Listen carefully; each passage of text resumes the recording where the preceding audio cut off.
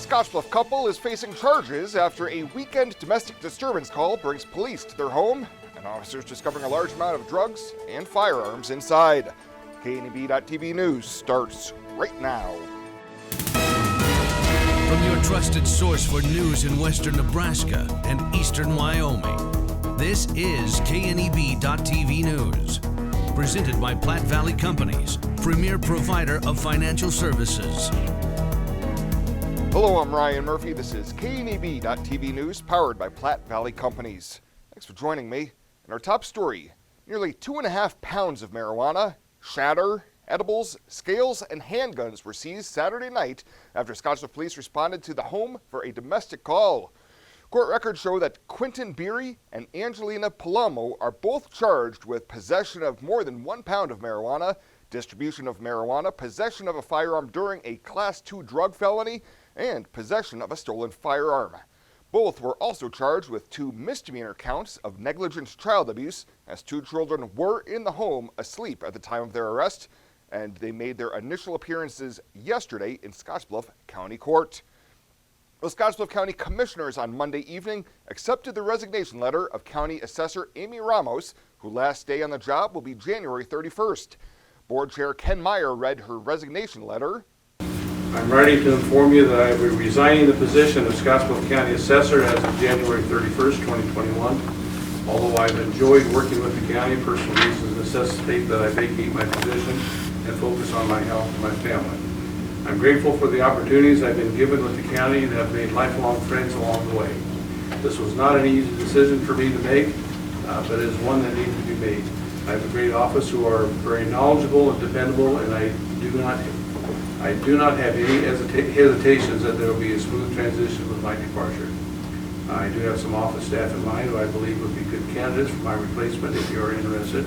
I will leave my contact information. I'd like to thank my constituents in Scottsbluff County who have supported me in this position. I'd also like to thank my work family for much needed support over the years. There's nothing but the best for Scottsbluff County. Signed, Amy Ramos, December 28, 2020. Commissioners will begin the process of replacing Ramos at their next meeting on January 19th by naming an interim, most likely to be Deputy Assessor Angela Dillman, who would take over on February 1st. They will also discuss a process for naming a successor who would serve the balance of Ramos's elected term as county assessor. Meyer praised Ramos for the work the past 16 years, saying she was an asset to the community and a pleasure to work with. Well, coming up after the break, Bill Boyer's in with your Tuesday evening forecast. He'll have that right after this on KNEB.TV News. At Platte Valley Bank, we realize the way people want to bank in the future may be different than it has been. As comfort levels and desires vary by person, banking may be different for some, yet not for others. We offer the best of both worlds, a traditional banking experience with our friendly tellers and an online or mobile banking option with features that you can personalize and utilize anytime, anywhere you go, so you can bank how you want, when you want, and from where you want to. Platte Valley Bank. New season and new fashion is in at Compliments for you and your home. Check out what's new from Tribal and Charlie B. From light layers for warm days and cool nights to reversibles that are a must-have for the season. Compliments has the style for you. With great looks come great deals. Compliments always has weekly deals to bring more style into your life. Get ahead of the trends and get the new shapes, shades, and colors this season at Compliments for you and your home. 1708 Broadway, downtown Scottsbluff.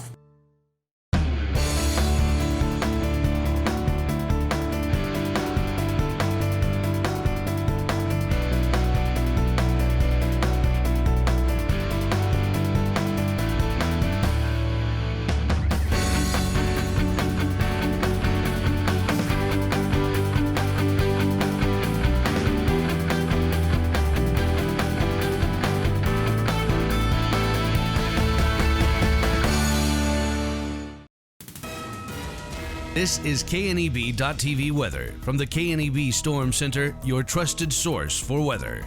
All quiet on the weather front tonight here across the high plains. Temperatures are going to fall down into the 20s with clear skies as we roll through the overnight hours. That's going to change, though, starting on Wednesday. We have quiet weather again for tomorrow, but a high wind event is coming to the area Wednesday through Friday. we expect gusts of 50 to 60 or more some days. Highest winds, of course, will be in the wind-prone areas, but we're still looking at high winds across all the region. 43 yesterday after a morning low of 17. Those were pretty close to normal. Finally registered for the month, we have 0.02 of an inch of moisture. Same situation with the year, obviously, but in the hole, but not a lot of precip should have fallen here in the first 10 days or so of January. Temps pretty uniform in the 30s across the high plains, 20s in the high country. As we zoom in closer to home, we'll see low to mid 30s for almost everybody here across the region, and winds are fairly light for the most part. The exception is those wind-prone areas, and that is where we're going to see strong winds for the next several days in the high country of Wyoming. These winds are right now out of the west-northwest, but what we're going to see tomorrow is that line of winds spread out to the east, and we're looking at winds that are going to come out further to the east, probably into that portion of Wyoming. But then Wednesday, Thursday, Friday, we expect those winds really to shoot out onto our area and bring quite a bit of wind to the high plains in our area. Wind chills tonight in the 20s. Is not going to be a bad one, but that is when that's going to be worse here across the region starting Wednesday. We do have high wind watches and warnings in effect. This is, again, for the high country. Those high wind warnings already out for the Bordeaux area, high wind watches in the eastern counties of Wyoming. We do expect those to be pushed on out further into our region, but notice that high wind warning already through Thursday. It's a prolonged period of some high winds coming to the area. Tomorrow when you get on the bus, it'll be sunny. We'll be in the 20s on the way home, about 50. How about that with partly cloudy skies? Futurecast is very quiet. We don't see much going on. The only exception is going to be that wind. And again, it is going to be windy through the night, especially in eastern portions of Wyoming. That is where we expect those winds to be throughout the day tomorrow. Or overnight tonight. Now into tomorrow, we're going to see those winds again, primarily in those same areas. Lows tonight going to be in the teens and low 20s. Now here we go for the Futurecast for tomorrow. Again, sky conditions-wise, it's going to be clear. We're going to see a few clouds try to push in late tomorrow night into early Wednesday morning, but by Wednesday midday, those winds are going to shift out onto the high plains. We're going to see them closer to our region, but windy conditions are going to be prevalent, and that by Wednesday is certainly going to be very well noticed. Temperatures tomorrow, how about in the 50s for many of us? Nothing coming in the precip gauge or the snowfall. It's going to be quiet and dry here across the region. So our forecast for tonight, clear skies down around 21 for a low. For tomorrow, how about mostly sunny skies, winds only at 10 to 15. We'll be in the low 50s. That changes, though, starting Wednesday, Thursday, Friday. All three of those days, we're going to see wind gusts 40 to 50, maybe 60 miles an hour. I think Wednesday could be a day that's going to be windiest, but staying windy Thursday and Friday. Breezy conditions continue Saturday. And then again on Monday of next week, we see those breezy conditions back into the region. So all in all, a pretty gusty 7-day forecast. At 21st Century Equipment, we're proud to introduce the new Build Your Own tool. Build the John Deere you've been wanting and see how affordable it really is. Visit 21stcenturyequipment.net to build your own compact utility tractor, mower, or gator. It's easy to add implements, attachments, and view financing options. Build the exact tractor for your needs at a price you can afford, all from the comfort and safety of home, with the new Build Your Own tool at 21stcenturyequipment.net. Hydrozen.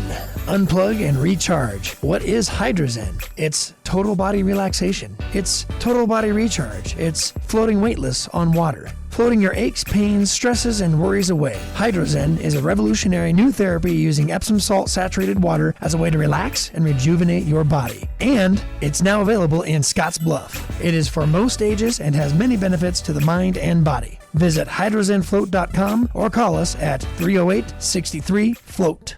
Finally, goodbye 2020. There was one good thing about 2020. That was the prices. And this is your last chance to get last year's prices at Renewal by Anderson of Wyoming. That's 20% off every window and door, plus no money down, no interest, and no payments for 12 months. Only at Renewal by Anderson. But hurry, because 2020 pricing is only available until February 15th. Book your free estimate today. Call Renewal by Anderson of Wyoming at 307-215-7493. Welcome back. Unified Command reporting 56 new cases of the coronavirus here in the Panhandle since last reporting on Thursday. Those cases include 18 in Scottsbluff County, 10 in Box Butte, 8 in Dawes, 7 in Sheridan County, 6 in Cheyenne County, 4 in Kimball County, and 1 new case in Dual, Garden, and Grant counties. Additionally, PPHD officials confirming 19 additional COVID-related deaths in Box Butte, Cheyenne, Grant, Morrill, Scottsbluff, and Sheridan counties, with ages ranging from their 50s to their 90s. 9 additional deaths are pending verification. Well, Nebraska appears to have avoided a post-Christmas spike in coronavirus cases that many had feared, although it's not entirely clear why. Governor Pete Ricketts says it may be because people followed virus safety guidelines warning against attending holiday gatherings. He said the decision not to impose a statewide lockdown may also have played a role because it helped avoid pandemic fatigue that leads some people to ignore the recommendations. Other states, such as California, reported large increases in cases in December. And Attorney General Doug Peterson joined Governor Ricketts in recognizing National Human Trafficking Awareness Day yesterday and January as Awareness Month. Peterson announced the release of new hotline posters, updated educational videos, and the Nebraska Human Trafficking Task Force 2020 review. He also credited state lawmakers for bolstering Nebraska law to crack down on human trafficking that may have not made the federal threshold for prosecution. But because the Nebraska legislature did the hard work of getting the legislation passed, we're now in the process of prosecuting those cases and with significant penalties if we're successful. The Nebraska Department of Transportation has begun updating human trafficking hotline posters in every rest area along I-80 and have both the National Human Trafficking Hotline as well as a QR code that immediately takes a person to the Attorney General's website where short videos inform about the different signs of trafficking. Well, straight ahead, Shabella Guzman in with the latest from the world of ag news. She'll have that in just 90 seconds.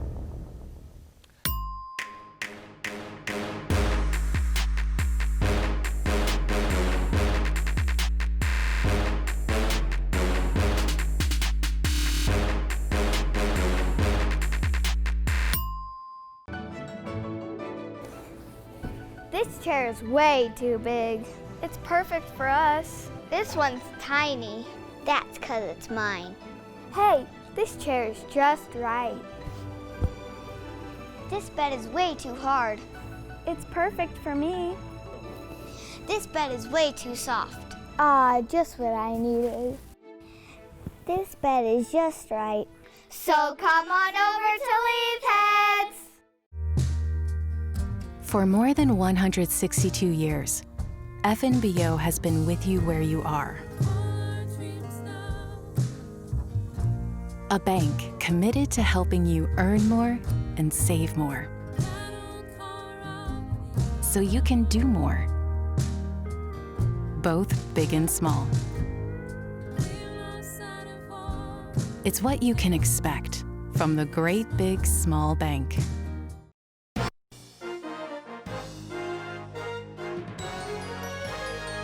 This is KNEB.TV Ag News from the FNBO Ag Desk.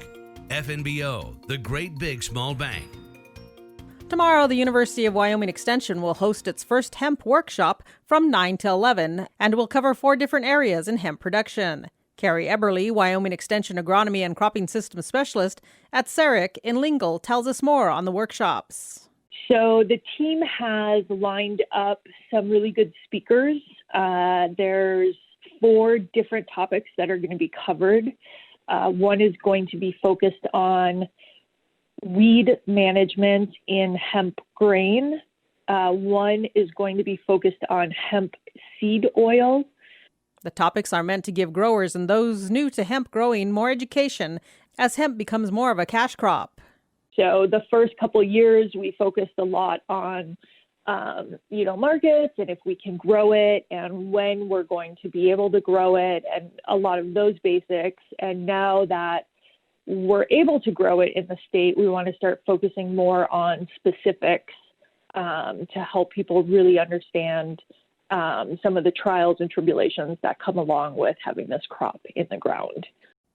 The workshop tomorrow will be held again on February 3rd. Both events are online through Zoom. For more information or to register for the link, call the extension at 307-532-2436.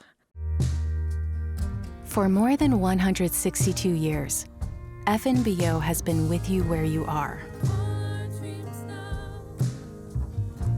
A bank committed to helping you earn more and save more, so you can do more, both big and small. It's what you can expect from the great big small bank.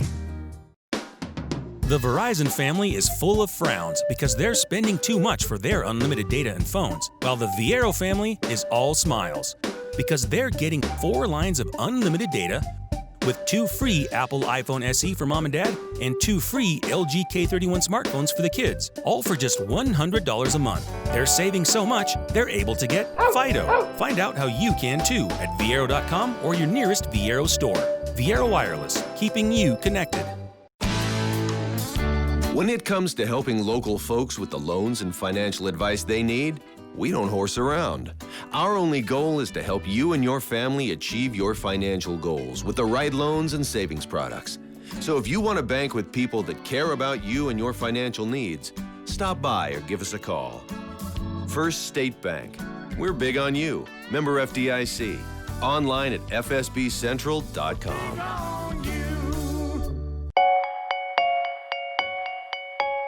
Well, let's take a look what's happening on today's community calendar.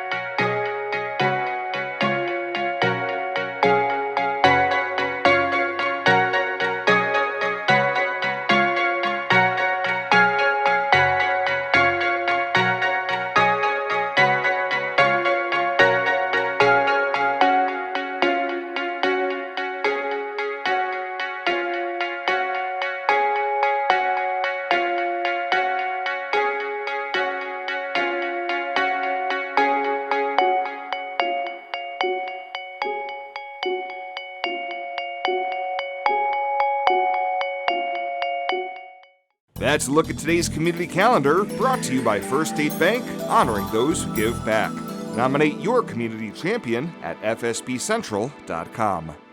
Western CPAP Supply has earned an impeccable professional reputation within the Wyoming and Western Nebraska region. Helping you get a good night's sleep is our passion. Our professional team understands sleep disorders from a personal and professional level, because we have sleep disorders too. We use CPAP every night, and sometimes it just helps to work with people who share common ground. Our accredited CPAP supply company is approved by Medicare and Medicaid and is in network with most major insurance companies in the region. Western CPAP Supply. We're here to help. At Platte Valley Investment Center, we believe in personalized planning for your financial goals. As your retirement income partners, our concern for your success combined with resources from Raymond James can help you make confident decisions for your financial future. Our team of financial advisors will help you make your money work just as hard as you did to earn it. After all, our goal is to help you reach your financial goals. Call me, Jody Rosiska, or Kevin Fig, Financial Advisors, to set up your free, no-obligation pre-retirement review. And finally tonight, the Gering City Council Monday night officially accepted the immediate resignation of now former Finance Director Rene Jimenez. While he could not comment on the nature of the resignation as it was a personnel matter, Mayor Tony Kaufman did say the resignation letter was turned in to the city on Friday. Kaufman says the city will now take some time to find a successor to Jimenez, and in the meantime, new staff in that department will have some help handling day-to-day operations. So we've actually reached out to our sister city temporarily, and so we will have some action in place as far as getting some guidance from their the finance director in an interim capacity, and then we'll reevaluate in the coming weeks as we kind of reevaluate how we're going to handle getting that position filled again. Kaufman says a timeline and process for picking the next city finance director has yet to be determined. He says City Administrator Pat Heath and the rest of the staff worked over the weekend to make sure all their bases were covered in the interim. Well, that does it for us this time. Thank you so much for tuning in. Stay safe out there, and we'll see you here next time.